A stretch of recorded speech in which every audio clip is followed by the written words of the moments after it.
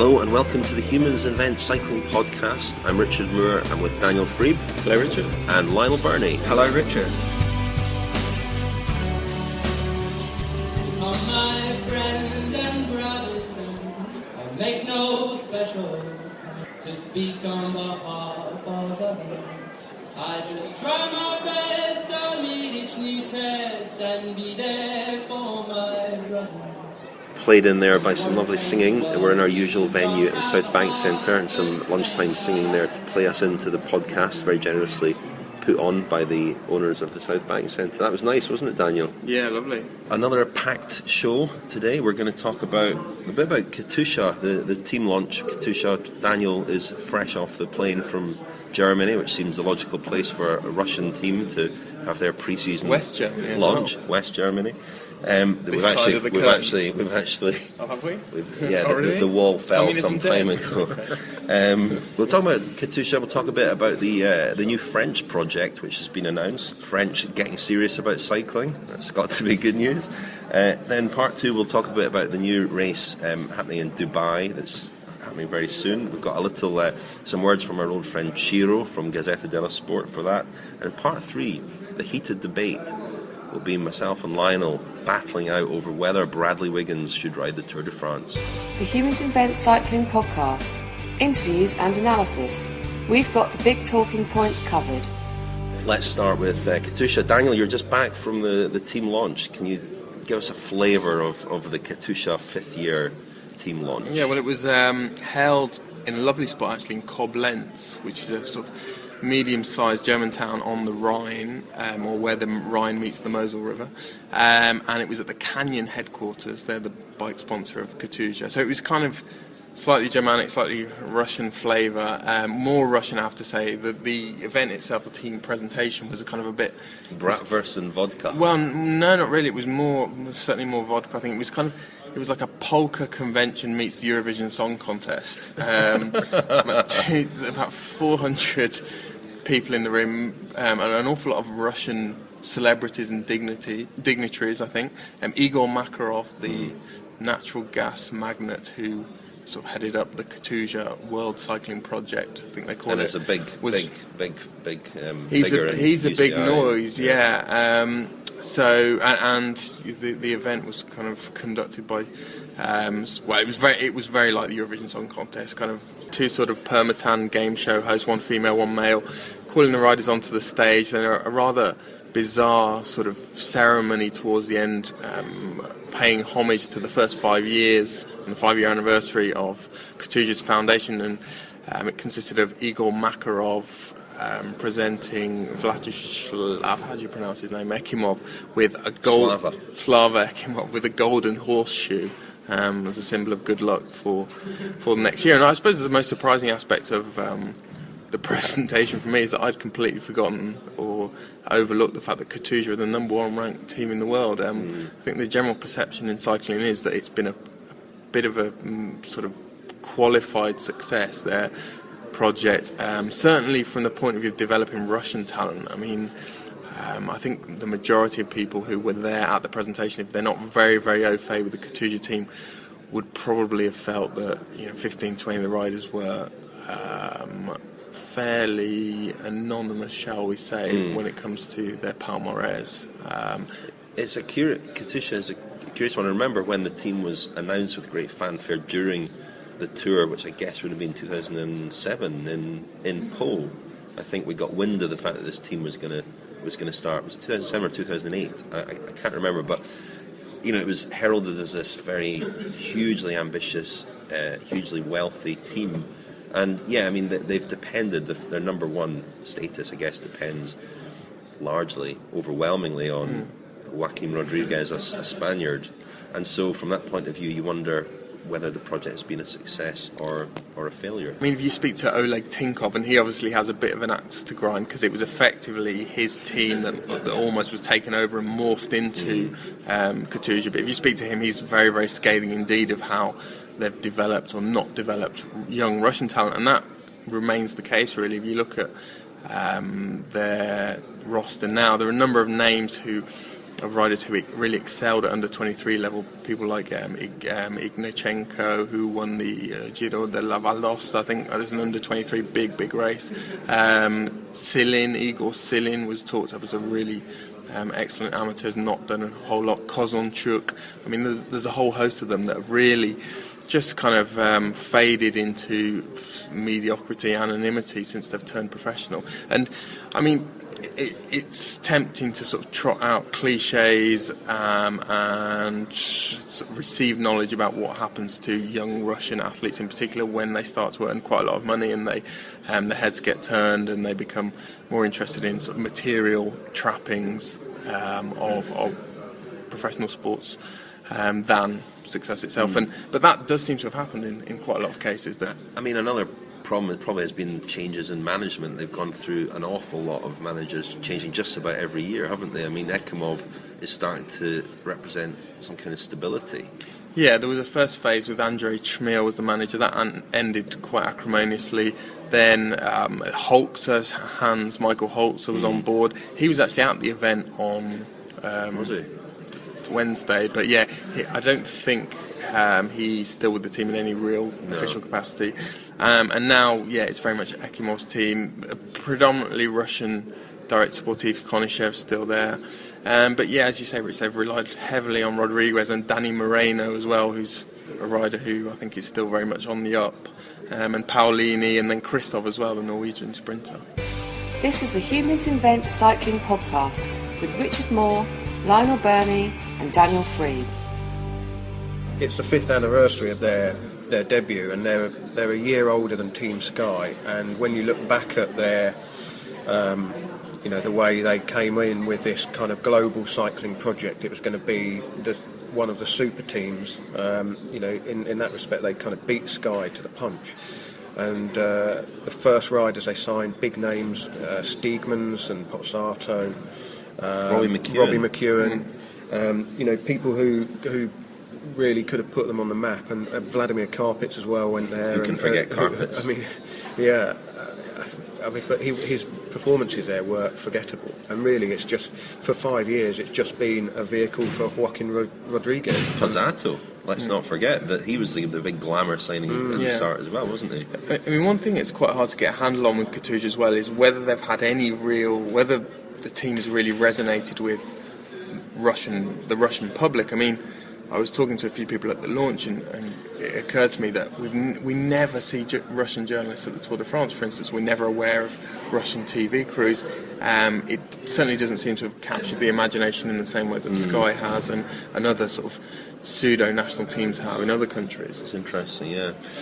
But there's a lot of money in Russia, and it's being invested in all manner of sports. So I mean, it is logical that they would have a top team with a big budget, but it's they haven't delivered really any sort of major results for Russian cycling. It's a bit like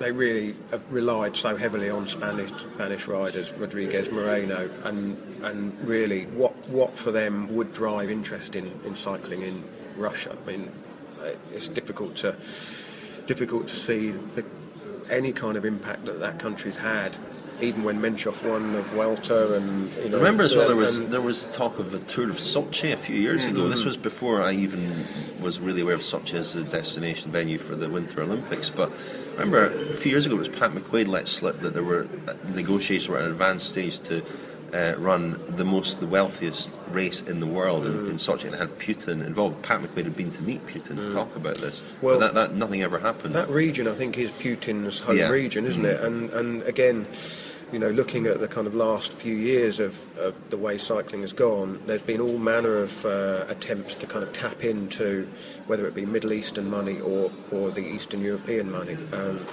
But whether or not there's, we've talked about this quite a few times, but in order for a sport to take hold in a particular country, there has to be some groundswell of interest and support in it. There's very little point in cycling having loads of big money events in places where nobody's watching. And if the Katusha team hasn't really captured the imagination in Russia, which would seem to be the case, particularly from the level of interest their media has in the the biggest races. You wonder whether that kind It's of funny, rush to tap into that money is going to be successful. Yeah, I was in Moscow at the World Athletics Championships last year, and the crowds there were very, very poor. I was told that people in Russia are fanatical about sport, but for them it's a TV watching experience, not a live experience, and so there's maybe a wider problem. Was there not an issue there with ticket prices being a bit high for? Ticket prices were very low. They were very low. Right. You could go into a friend of mine got a ticket for the men's 100-metre final for about £9 on the day of the event. Right. So, yeah. I mean, just going back to the riders, the worrying thing, I think, from Katusha's point of view, is that Russian riders that go there have tended to regress. Even the big names, Kolobnev and Menchov are two good examples, I think. And I think it is a bit of a danger in these teams like Katusha, like Sky, like Green Edge, which are kind of de facto national teams. They can become comfort blankets. Not for everyone, not for riders with the right attitude, but they can become a meal ticket, because it does almost falsify the market, in the sense that you get a lot of riders turning pro on pro contracts that, if that team wouldn't exist, probably aren't quite good enough to be professional riders.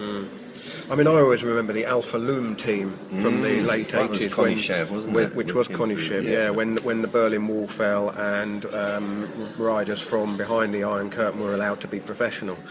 And they were a predominantly Russian team, based in Italy, though. There's never really... There was a wave of talent that came. Yeah, there was, through that team. but they seem to do better when in foreign teams rather than in a national team. And I think it's interesting, like you say, there was when the Tinkoff team was coming up and doing quite well, in that they'd always have the kind of surprise package in the Giro. I think 2 or 3 years in a row, like Pavel Brut or Ignatiev, yeah. And I suppose, although not Russian, Belarusian, Sutsu rode for them. Yeah, Kirienka as well. Kirienka. So they have developed riders, but for whatever reason, and I suspect probably the management is there's been no real continuity until Ekimov's taken over the reins. But when you've got a high-profile leader like Rodriguez, who's earning results, giving the team world number 1 ranking, winning the Pro Tour, the World Tour ranking for riders as well, guaranteed to deliver something big, either in the Ardennes Classics or in one of the Giro or the Vuelta.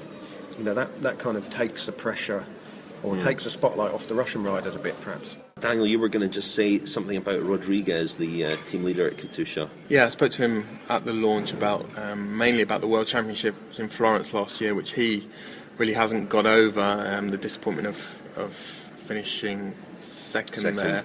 As you'll probably remember, Rodriguez was together with Rui Costa and Alejandro Valverde. Rui Costa, obviously the Portuguese rider.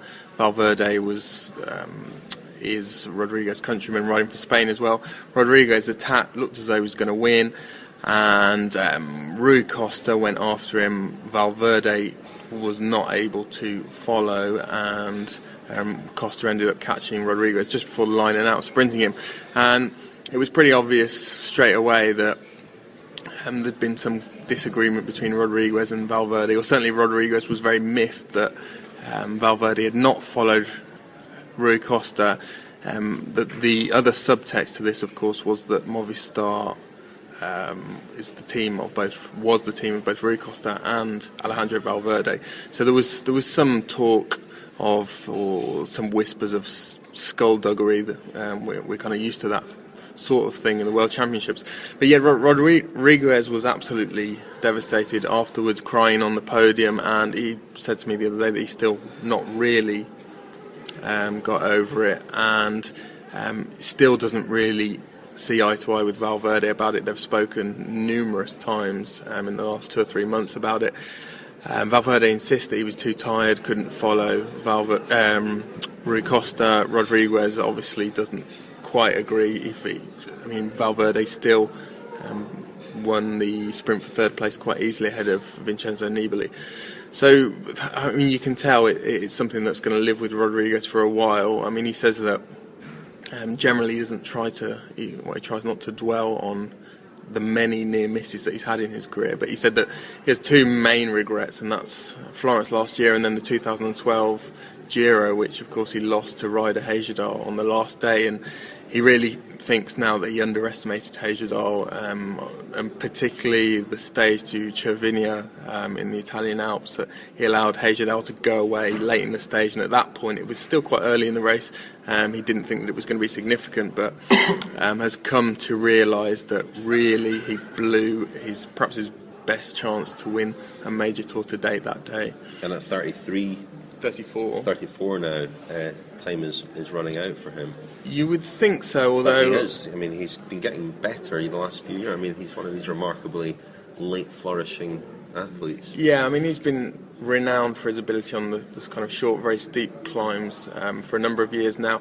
But he said the other day that he feels that he's perhaps not quite as good as he was on that kind of climb, but he's getting better on the longer climbs. He thinks that his teammate Danny Moreno has sort of taken on his mantle on courses like Flèche Wallonne, obviously, you know, the short, steep climbs. But yeah, I think he's got a great chance this year. I mean, we sort of I particularly poo-pooed the Giro field in one of our previous podcasts. Come in for a little bit of I've come in for flack, fairly censure yeah, for that. I think that's fair to give me some flack for that, because I'd forgotten a few names. But I mean, what it lacks is the real A-listers. It lacks Contador, it lacks Froome, and it lacks Nibali.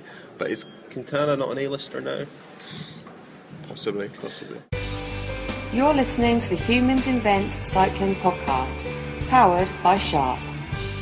Well, we move on to the French project now. So this week they have they sort of invite a lot of journalists over to Paris and to the new covered velodrome. They're not awash with covered velodromes, the French, surprisingly. It's the first new facility in Paris for a long, long time, and it's a legacy of their failed bid for the 2012 Olympics, apparently.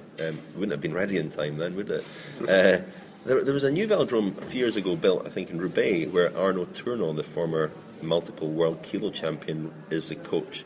But this new facility will be headed up, I think, by Fred Magnier, former world sprint champion, who worked for a while at the UCI Centre in Aigues, didn't he? He coached Victoria Pendleton, among others.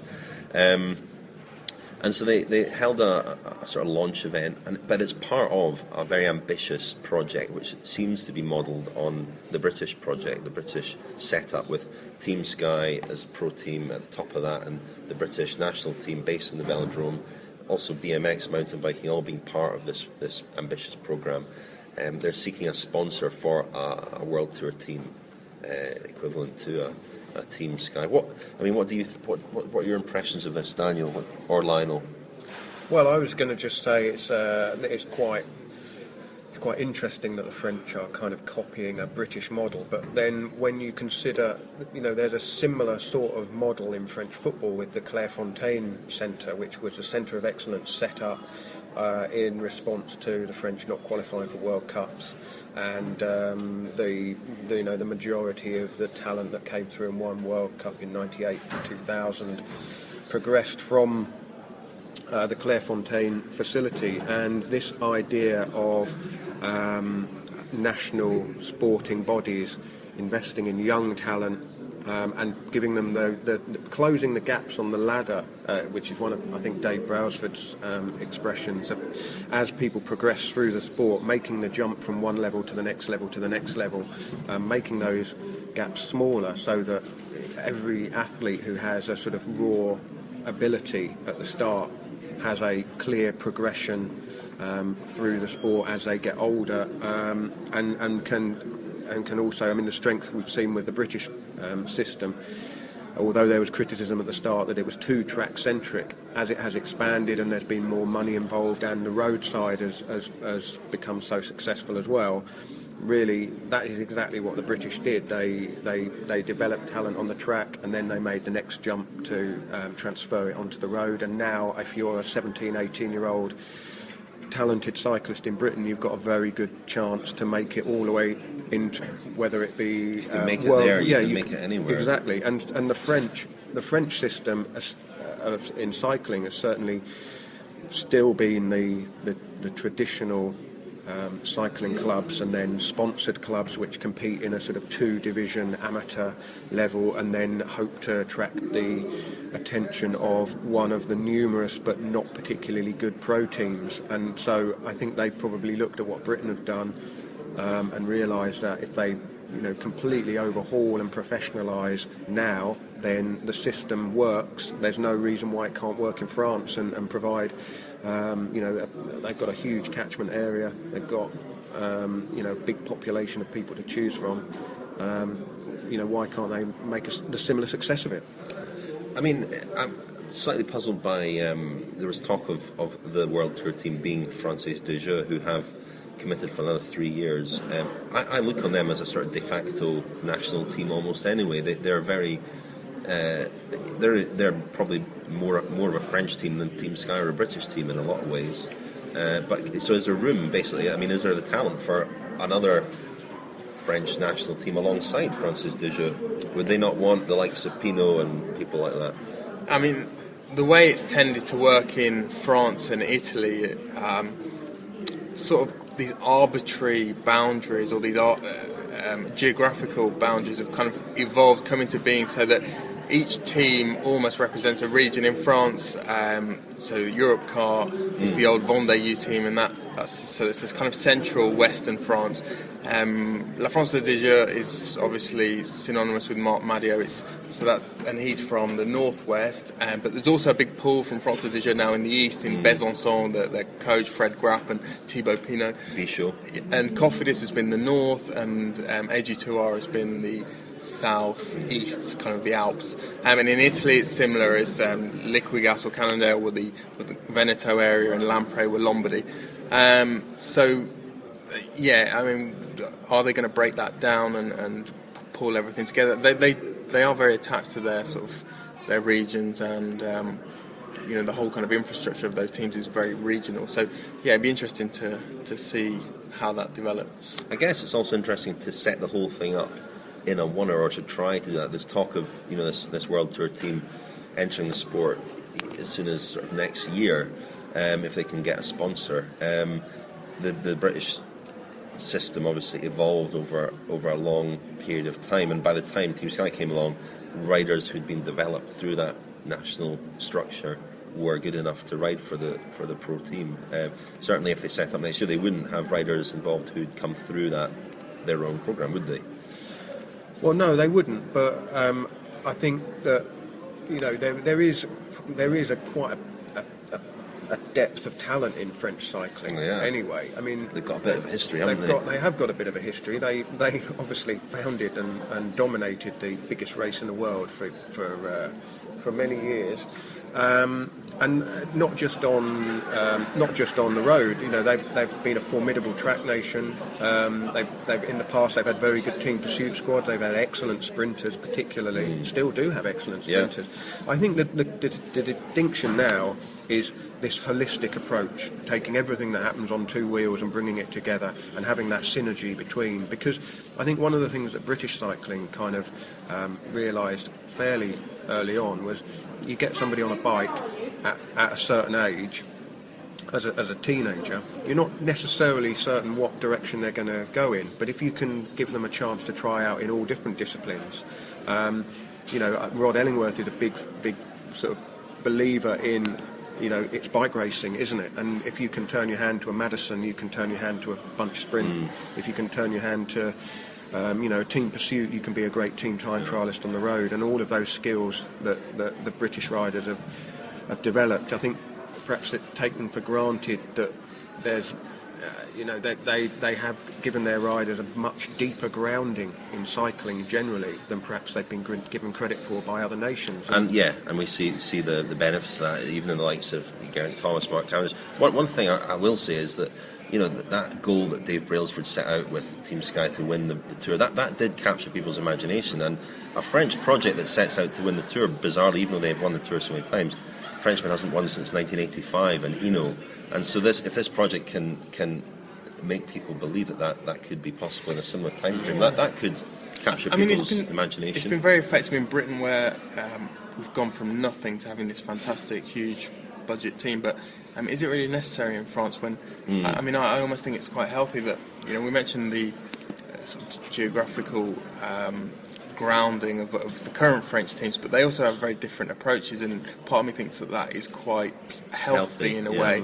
Bernardo's philosophy is different from Madio's, which is different from Lavenue's, and also what effect would centralising things under the kind of aegis of one huge team, is that going to then detract from the other teams? And I noticed the other day the wild card for the Tour de France were announced, and Bretagne and Sèche were, which was quite a surprise to a lot of people. But it also really brought into focus how little talent there is now outside the World Tour. It wasn't that the announcement of the World wildcard teams used to be a big thing. There was always someone who felt slighted because there was always a major name left out. But what that showed the other day was that there is not a lot outside the World Tour. There was a bit of an outcry about MTN, Quebec, not being selected. But that was the only thing. It does. You're absolutely right. I mean, and had they got that wild card, I don't think there'd have been anybody saying, "But what about Bretagne?" There's not. There's a very. It's a very kind of. It feels very uncompetitive at the moment. Beyond those top teams. I think the thing is that the British model has, and I mean, they're not the only ones. The Australians have had a similar sort of approach with their base in it's in northern Italy, isn't it? The AIS centre, and as you made the point about these de facto national teams, I think we can all agree that the Tour de France is better and stronger and more interesting when there is a serious French presence. Whether that's even if that's just somebody in the yellow jersey for a decent period of time. The race seems to take on an extra dimension. The public get energised. The TV and the media get much more into it. And I think we're coming up to 30 years without a French Tour champion. I mean, even longer than Arsenal's trophy. Out, Daniel. Sorry. Not quite. But the Tour without a strong contender is all the weaker for it. And I think it's a consequence of the way the sport, not just cycling, but all sports have developed and professionalised, and the margins between success and failure are so small now that this homogenised approach is, it's almost inevitable. The kind of the traditional Bernardino sort of, well, you just train, you win races, you join a bigger team, you win the Tour de France. That kind of progression just isn't going to happen.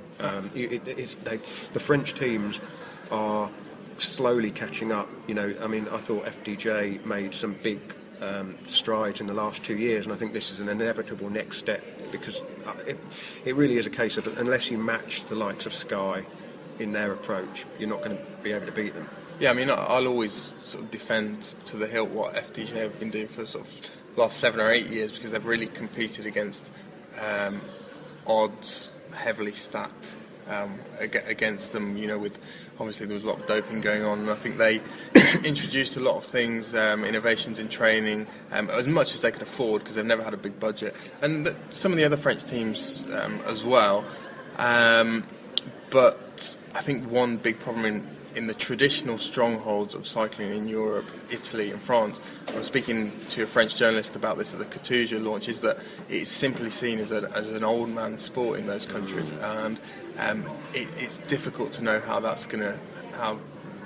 you're going to shift perceptions, but they need to shift really, because although this is an outstanding generation at the moment of young French riders, it's difficult to see how that supply line is going to continue if you're not getting the numbers of guys through the system. Just on that point, that's really it is interesting. I mean, in October last year, I spent a few days down in Nice cycling, and even on the weekend days, I mean, there are loads of cyclists out, but You know, we were among the youngest. You know, wow, that's amazing. But are you? Well, You guys, late 30s, and you're considered young. You stop at a cafe, and all the other guys are in their 50s, even on the weekend. There's not a bunch of young kids out cycling like there is in this country. Is there in this country though? I mean, there is. Yeah, there is. I mean, around where I am, you know, there's a whole spread of ages. Lots of teenagers and early 20s getting into it. Yeah.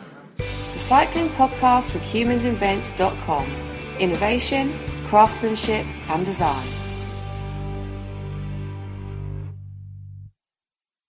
So the next race coming up is the first of 3 in the Middle East, in the deserts of Dubai, Qatar and Oman.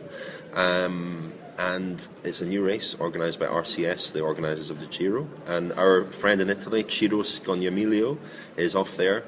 He's looking forward to it. And I spoke to him earlier, and here's what he had to say about the Tour of Dubai. Hello everyone, and welcome back to our marvelous podcast. Ciro Scognamiglio is here for you, also this year more than last year. Now, Ciro, you're off to Dubai for the new RCS race. Can you tell us a little bit about that one? This race seems to be really interesting. It will be before Tour in Qatar and Tour of Oman. There are 4 stages, one individual time trial, other with a lot of champions. That should be there as first race of Rui Costa, the world champion, with the Lampe jersey, and also Nibali should be there, Cancellara, Sagan, Finney, Mallory, a lot of sprinters as Cavendish and Kittel. So it should be very fun, and especially also for my wheel, good weather and no mountains. The real cycling. Do you know what I mean? Absolutely. And how's your old friend Vincenzo Nibali after his crash and broken rib, I think, in Argentina? As a matter of fact, in these days we are waiting for an update about his conditions, for some controls for his rib. He should be there. So for the moment, his presence in Dubai is confirmed. His condition is not bad, certainly not at the same level of last year's in this period. As a matter of fact, for him it was the 5th time to compete in Tour St. Louis, and the worst overall position, if I'm not wrong, 44. But we already know that his goal this year will be the Tour de France, so his preparation is a little bit different. And with Dubai being organised by RCS, who obviously own the Giro, can we expect any Italian flourishes, any Italian touches to that race? I think so. The race should be visible in Italy by Rai. With a lot of hours of transmissions. And yes, I think that would be interesting also because in this period in Italy there aren't almost races. Only on Sunday there would be the Donoratico race, and at the end of February the Trofeo La Higuera. But for all the economical problems there aren't races in Italy, so I think it should be a good interesting around this race also in Italy. Yeah. And finally, Ciro, another Italian team this week has confirmed the signing of Chris Horner. What do you make of Chris Horner's move to Lamprey? The experience of Horner should be good also for them. And there is another part is that I think that it's not worthwhile to sign a rider of almost for 2 years. I know that a decision made by the new team manager, Brent Copeland. He already knew Horner very well, and so he decided to sign Horner. He thinks that Horner can be still competitive also this year in Giro and in Vuelta, because for the Tour de France, Lampres will bet on the Costa. The Humans Invent Cycling Podcast. For more articles, go to humansinvent.com/cycling. Right, chaps, so it's that time of the week again. A bit of say you, say me. Lionel Richie, yeah. It's time for the heated debate. Order! The heated debate. Order! In today's podcast, the question is, should Sir Dave Brailsford pick Bradley Wiggins for the 2014 Tour de France? Who's going to go first? Lionel. I'll go first. And Lionel, I think you're going to be arguing that he should pick Wiggins for the Tour de France. I am. Right, Lionel. 3, 2, 1. You've got 30 seconds. Off you go. 30 seconds? I thought it was a minute. Is it a minute? Oh, we need a minute. Okay. I'm eating into my valuable debating time. A minute. Off you go. Okay. Sir Dave Brailsford should definitely pick Bradley Wiggins, Sir Bradley Wiggins, for the Tour de France. Not purely for sentimental reasons, because it starts in Britain, in Yorkshire, although that is one consideration to be made, I think, in terms of giving the spectators what they want, giving the media what they want. But the reason he should pick Sir Bradley Wiggins for the Tour de France is for pure racing reasons. Bradley Wiggins, if he puts his mind to it and is prepared to ride in support of Sir Chris Froome, could be one of the most super of super domestiques we've seen in recent years. He can do everything. 10 seconds. He can ride the cobbles, he can do the time trials, he can ride in the mountains as the number one man for Chris Froome in the absence of Richie Porte, and a rider of that talent on top form. And now in the red corner, arguing against Bradley Wiggins being included in the 2004 Team Sky Tour de France lineup is Richard Moore. Richard, 3, 2, 1. You've got a minute. Go. Okay, so the big word that Lionel used there was if Bradley Wiggins is committed. That is the big question that will dominate. The question I have is, who is most likely to win the Tour de France, Froome or Wiggins? For me, the answer is Froome. Second question is, does Froome need Wiggins to win the Tour de France? And I think the answer, as he proved last year, is no. The big question about Wiggins' commitment, there's been one occasion I can think of where he's been a truly selfless team player, and that was in Copenhagen at the World Championships when he helped Mark Cavendish.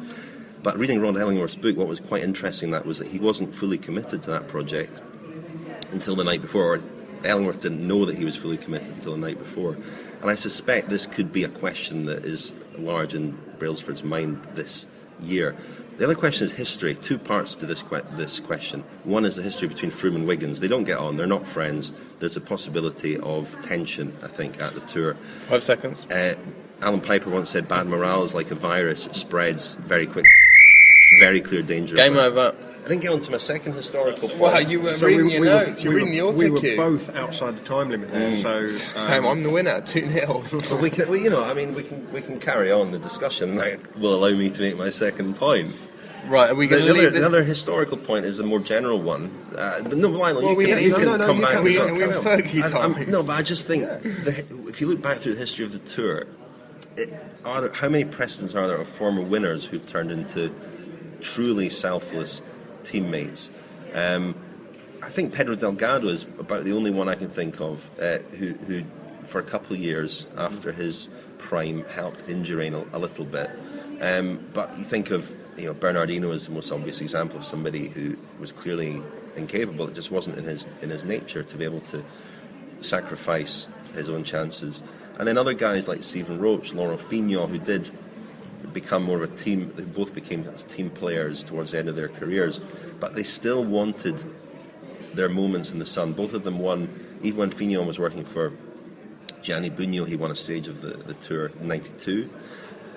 Stephen Roach, I think it was '93, so the real autumn of his career, he was ostensibly there to help Claudio Chiappucci, but he also won a stage. And I think that's a problem that I don't think they would, a former Tour winner, it would be happy or content or able to be a sort of anonymous team helper. Shades of Bjarne Riis in '97, throwing the that time as well. trial bike. That as well, yeah. What were your thoughts, Daniel? Wiggins, who won Wiggins it? has history, isn't he, in bike throwing? He does, yeah. But he was just rather better at it. Do you want to embellish your argument a little bit? Otherwise, I feel a bit of a cheat. No, that's fine. I mean, realistically, your argument makes much more sense than my argument. But given the position that I was required to argue from, I think the thing about the Tour is it's about storylines, it's about drama, and I think from the point of view of the race, and in terms of just Sky dominating the whole narrative of the entire race. I know Brailsford perhaps wouldn't want to have to manage that problem for 3 weeks, and he's certainly not going to make a decision to please us. He's going to make as you say, he's going to make the decision to try and win the Tour de France again.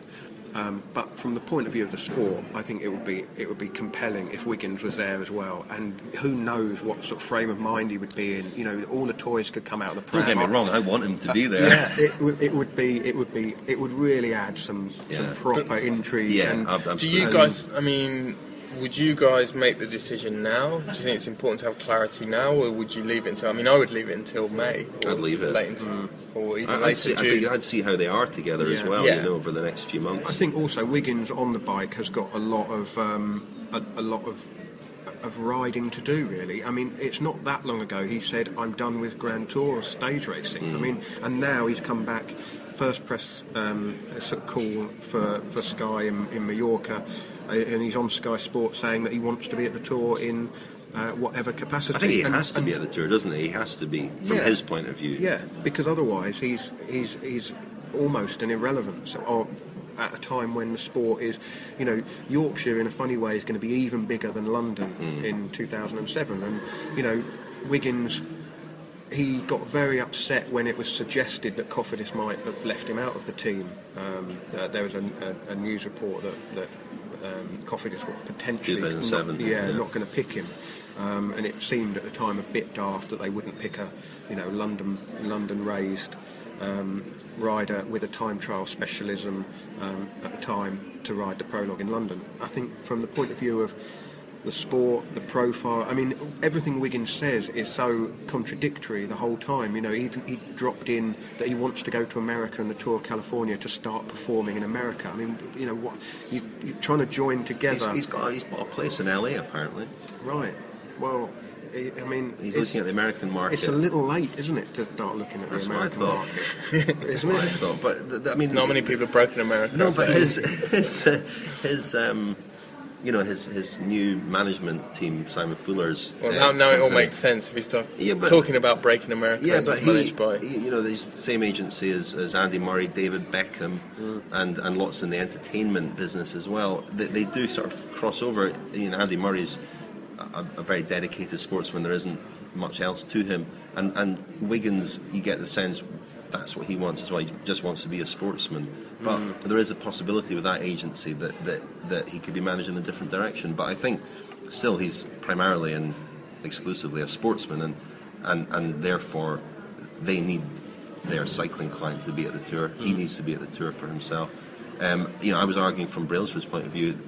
I don't think Froome needs Wiggins at the Tour, but I think Wiggins needs to be there. So it's up to him in the next few months to prove that he will be willing to do the role that will be required of him. Yeah, and I think they have to test that out as often as possible. I mean, I would give him almost the same race programme as Froome for the first 3 or 4 months of the season, and really, you know, he's a former tour winner, but he has to prove himself again. I mean, he's in that position, and Sky pay him a lot of money. They can ask him to do what they want. But you're right, Lionel, that he could be a great asset in the cobbles and in the flat stages and in crosswinds. Yeah, I think if you've got two cards to play in the cobbles, who is the most vulnerable out of Froome and Wiggins on that cobble stage? It has to be Froome. There's that as well. You know, Froome could be out the race after the cobble stage, and then Wiggins is your plan B. Yeah, when you look at the Sky team, they've got some you know, you would figure that they would have Stannard, Thomas, possibly even Eisel for that stage. I tell you what, as well, Wiggins I think would have thrived in that crosswind stage last year at the Tour. You know, I think he'd have been with Froome and possibly the rider able to make the difference in that stage. But you talked about the cobble stage and Wiggins potentially being an asset there, but if ever there was a stage that could open up or could sort of show up a division between them, it is that cobbled stage, because it'd be very easy for Wiggins to find himself in a group and Froome to be cut off behind. Not realise. My radio wasn't working. Yeah. But isn't that what we want to see? We want to see a great race. Of course we do. We want to see this. We want to see this soap opera continue. It's compelling. Yeah. Well, that was an enjoyable second heated debate, Lionel. I think I won, but we'll leave it to the Twitter, what we call it, Twitter audience to decide that. I think. You did have twice the amount of time. I did have twice the amount of time. Yeah. I think we'd like to throw it out there for suggestions for future debates. If you'd like to tweet at Humans Invent #heated debate. That's tweet Humans at Humans Invent #heated debate. The Humans Invent Cycling Podcast. interviews and analysis. We've got the big talking points covered.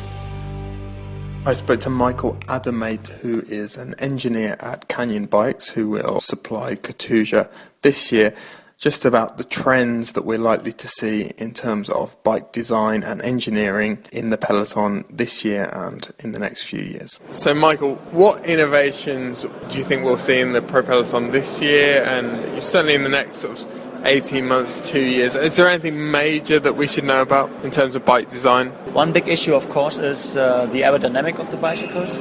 So I think in the future the bicycles, they will get more aerodynamic as now. As you know, we have the Ultimate CF SLX, and this road bike is specialized on weight and stiffness. On the other hand, we have the Aerod. This bicycle is not as stiff and not as light as the Ultimate CF SLX, but it has got aerodynamic tube shapes, so it's more aerodynamic. You can save like 12 to 15 watts at a speed of 45 kph. And more the manufacturers, they are doing bicycle categories like this. And I think for the future, it will be the challenge to have a bicycle which is as light and as stiff as the Ultimate CF SLX, but at the same time it's aerodynamic. So I think this is one big challenge for the manufacturers for the future. And this has been the focus for a few years now, aerodynamics. I mean, in terms of materials, bike manufacturers seem to have settled on carbon as the material they want to use.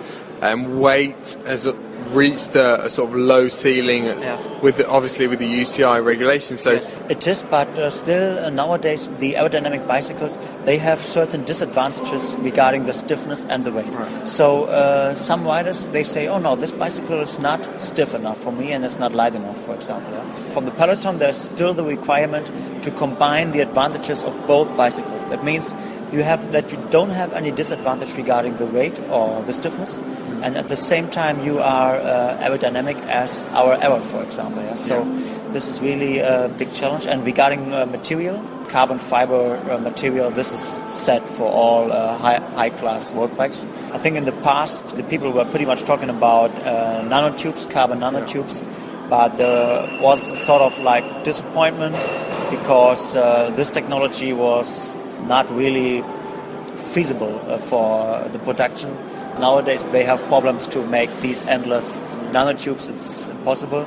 So I think for the next 5 years, I think we won't see any big step regarding the material. I mean, Cervelo now is doing something with 3M. They try to improve the resin instead of the fiber.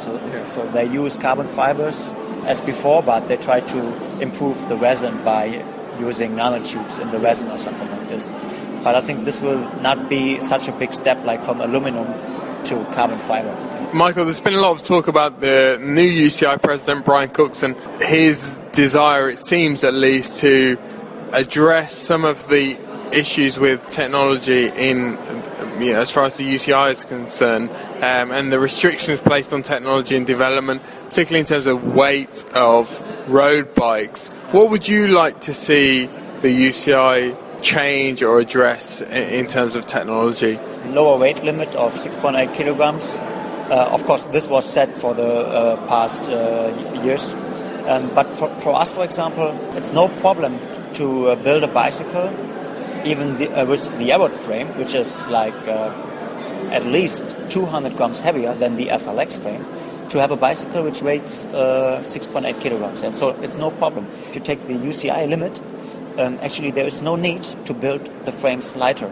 So this requirement to have a lighter frame which weighs less than 700 grams, this comes more from the media, from the press, because they test it, and of course there are always some manufacturers who have frames less than 700 grams, like Cervelo, and there was a big test, for example, in the Tour magazine, the biggest German road bike magazine, and they were comparing frames or frame sets around 1 kilogram, I think. Yeah. For the pro riders, actually, currently we have the problem that on the SLX frame, they have to put like 300 grams of plum under the BB. Lead, to get it heavier, because it's too light. Yeah. So, of course, for us, it would be nice if UCI limit maybe is a bit lowered. Yeah. I mean, Canyon has made some extremely light bikes, Yes. 3 point something kilos. Yes. You know, and this is not recently. This is 5 or 6 years ago. Would those a bike that weighs 3.8 kilos or 9 kilos, as far as you're concerned, that could be safe in a professional race? I mean, 3.7 kilogram. This was a project study done by Mr. Smolik, but this was really like extremely lightweight construction. So, of course, if you build something which is as light as this bicycle, you have disadvantages regarding the function, regarding brake performance, shifting performance, whatever, the stiffness of the wheels. I mean, we as a manufacturer, as a frame or fork manufacturer, or we build the frame set, right? And this is just one part. Yeah? So the frame set usually it weighs less than 1,200 grams. Yeah. So the rest of the 6.8 kilograms comes from the other components. Yeah. So we are just one part in this whole chain, or how to say. And of course, we always try to build the frame as light as possible. Yeah. But it's not only the weight; we also have stiffness requirements. And for example, quite often for a road bike carbon frame, it's the stiffness requirement which determines the weight. Yeah. So we build the frame, or the frame gets heavier and heavier until we reach the stiffness requirements. Yeah. What's currently going on is that the focus is not so much on weight anymore. It is, of course. I mean, the press, they want to tell a good story, right? And of course, weight is still important, but the consciousness of the aerodynamic drag and the role of aerodynamic drag, this is getting more and more important. Yeah. You this year are sponsoring both the Katusha Team and Movistar Team. How important is the feedback that the riders give you to your product development, and you know how much your frames and your bikes are evolving with time? Of course, I mean the feedback from the team. This is very important. All our frames, I mean, they want to be like competitive. They want to be like bicycles for competition. Yeah, this is also the message and how we sell the bicycles. These are race bicycles made by carbon fiber. This is high tech, right? This is for competitions, and of course, then it's very important to have riders, which really take part in competitions. Yeah, so this is very important. Also regarding geometry, for example. Yeah, a hobby rider, has got a completely different position on the bicycle than a pro rider. Yeah. So they have like very aggressive positions and long stems and everything. So this is important for us. We want, of course, when we build a bicycle, we want to provide a geometry which really fits to the pro riders. Yeah? So this is there are certain requirements coming from the pro riders which you don't have if you don't have such a pro tour team, for example. Yeah? So this is very important for us. The feedback is very important. This is the Humans Invent Cycling podcast with Richard Moore, Lionel Burney and Daniel Freed. So thanks very much again for listening to the Humans Invent Cycling podcast. We'll be back next week with some news from Dubai and also from the Team Sky Media Day, which I will be attending. We're hoping to get some interviews with some of their riders, including Bradley Wiggins. So Lionel, thank you very much. Thank you, Richard. Thank you, Daniel. Thank you, Richard. You're listening to the Humans Invent Cycling podcast, powered by Sharp.